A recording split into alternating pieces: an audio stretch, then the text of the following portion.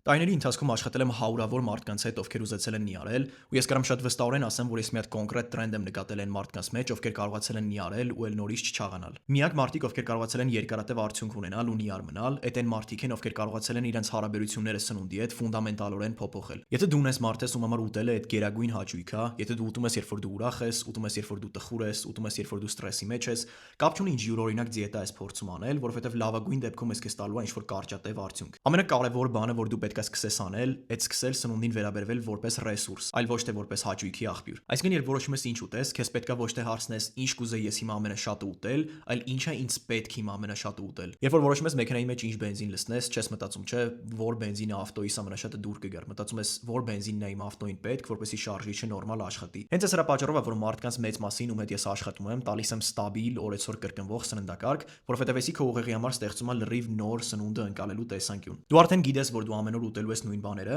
ու քո ուղեղը սկսում է չընկալել ինչ-որ ռանդոմ դոպամինի բուստեր փոքրիկ սնեկերից, որը դու ուտում ես օրվա ընթացքում։ Սնունդի ու բարձր դոպամինի ժայթքումների ասոցիացիան սկսում է մարել։ Ու ժամանակի ընթացքում էսի արմատային փոխում է այն, թե դու ոնց ես սկսում սնվել, ինչին ես սկսում ուշադրություն դարձնել, craving-ները սկսում են պակասել, ու դու կարողանում ես քո սնունդի ընտրությունները շատ ավելի լավ կառավարել։ Այս չի նշանակում, որ դու պետք է սկսես ուտելուց զզվել կամ առհասարակ երբեք հաճույք չստանաս սնունդից։ Բայց այս հաճույքը պետք է ավելի շատ նման լինի դուրսը ծիածան տեսնելուն, որ անակնկալ դուրսը տեսնում ես ու ասում ես՝ «Վայ, ինչ սիրուն է, ինչ հաճելի էր», այլ ոչ թե գիշերվա 3-ին բացում ես սառնարանը ու ասում ես՝ «Ուր է իմ ծիածանը»։